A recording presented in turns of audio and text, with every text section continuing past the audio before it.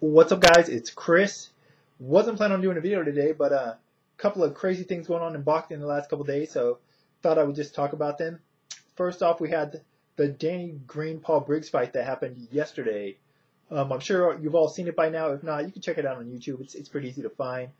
Paul Briggs goes down basically off the first punch landed, stays down, and Danny Green wins. At the time, it looks like Paul Briggs took a dive. Didn't look like the punch landed that cleanly. The fans in attendance were, in an uproar.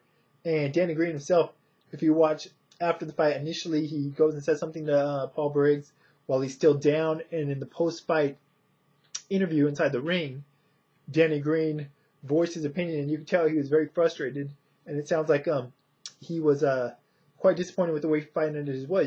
Basically, I think he believes it also that Paul Briggs took a dive in the fight. Now, just watching the fight in itself, I thought that as well. However, I haven't been following Paul Briggs' career the last few years.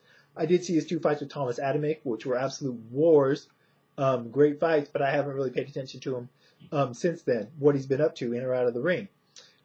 Today, an article comes out along with the video. Danny Green says he does think he landed a punch. He thinks, it was possibly a brainstem shot that discombobulated or kind of he could see why Paul Briggs went down. He thinks it's a legitimate punch, and that Briggs was legitimately hurt. Now, in the article, it discusses the fact that Paul Briggs has been out of the ring for a couple of years. He retired because basically he was having both physical and psychological problems.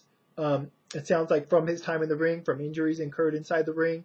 Sounds like he's having a lot of memory issues and just a lot of problems, health problems, from possibly, from fighting. And the article makes it sound like he just took the fight for money, which he probably did. He couldn't even get down to the proper weight for the fight. However, as a matter of fact, I believe this fight was supposed to be held elsewhere. I believe it says that, or I heard that before, but maybe in the UK, but the athletic commission wouldn't approve Briggs.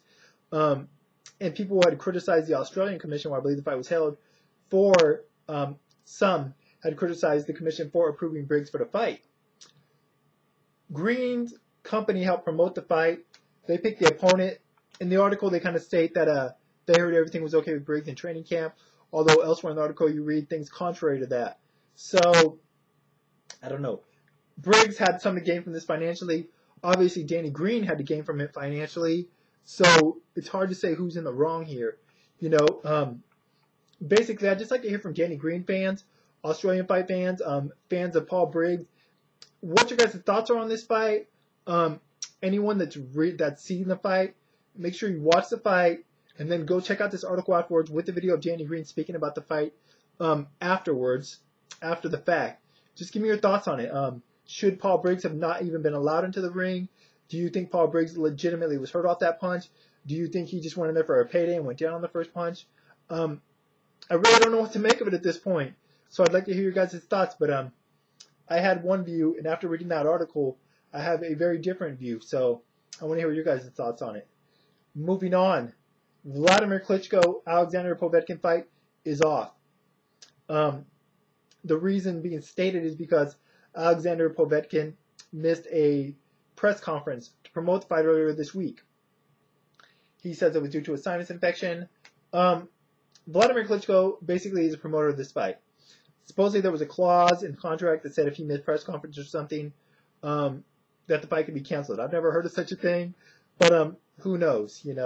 I haven't seen the contract itself. Replacing Alexander Povetkin is Samuel Peter. First off, as far as Povetkin goes, it sounds like Teddy Atlas is not disappointed. Sounds like, from what I read on the article in ESPN.com, that Teddy Atlas didn't think that Povetkin was quite ready for the fight yet, that he wanted more time to work with him. So he doesn't sound disappointed by the cancellation of the fight. Wladimir Klitschko, on the other hand, does sound disappointed.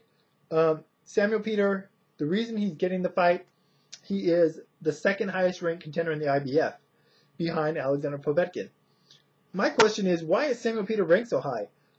Since his one-sided defeat to Vitaly Klitschko, he's fought Eddie Chambers and lost that fight. He fought Marcus McGee, who has a record of 22-16. He won. He beat Ronald Bellamy with a record of 14 wins, 9 defeats, and 4 draws.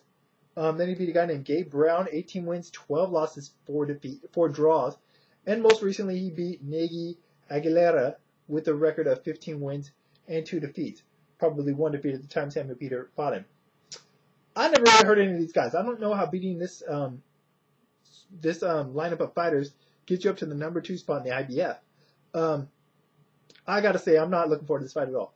I was actually looking forward to Klitschko Povetkin. Grant and I did favor Klitschko to win the fight, but I thought that Povetkin posed a lot more intriguing fight than most of Vladimir's recent opponents or opposition. I expect Wladimir Klitschko, him and Samuel Peter fought before. It was an interesting fight because although Klitschko was winning for the most part, Samuel Peter was able to hurt him on a couple occasions, or at least drop him. I don't know how hurt he was. Although Klitschko closed strong in that fight. Wladimir, as a matter of fact, he hurt Samuel Peter. It was either in the 11th or the 12th round of that fight. Had a rematch been made immediately, I would have been very interested. Had a rematch been made within a year or two, I would have been interested. Now I have zero interest. Samuel Peter looked horrible against Wladimir Klitschko, who, mind you, was coming off a 2-year retirement at the time. And he didn't look that good in the fight against Eddie Chambers either. I haven't seen any of his last 4 fights, but I can't imagine that he's going to look anything like the Samuel Peter that fought Wladimir Klitschko the first time. I expect Wladimir to just pretty much mimic the blueprint game plan that his brother Vitaly fought Samuel Peter with and win just as dominantly. Granted, Wladimir fights a little bit more tentatively than Vitaly, but I think at this stage he should feel fairly safe in this fight. We might see a copy of when Lamont Brewster fought Wladimir Klitschko. Sure, Lamont had beat him the first time, but in the second time it was a completely one-sided fight.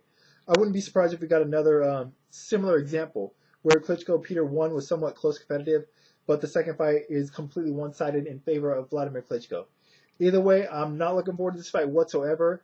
I don't even know if I'll watch it. If I don't feel like I'm really going to be missing out on anything regardless of what happens. Unless Samuel Peter pulls an upset, then I'll probably kick myself for not watching it. But I don't expect that to happen. I want to hear your guys' thoughts on this. What do you think about this whole situation? Is anyone interested in seeing this rematch? Anyone out there? Just Samuel Peter, but I'm not. I'm just curious to hear if any of you guys are interested in a rematch. I don't know. The state of heavyweight boxing is it's a mess. David Haye calling out the Klitschkos, and then when they, kind of want to fight him, he doesn't want to fight them. Vitaly Klitschko, Nikolai Valuev, maybe not the most exciting fight, but somewhat intriguing. Seems like both guys say they want it, but it's not going to happen. Wladimir Klitschko, Povetkin, the best fight out there, that probably could have been made at the time. Doesn't sound like it's going to happen. I don't know. The heavyweight state is just with the champions at least, it's just a mess. Just no intriguing fights on the horizon, unfortunately.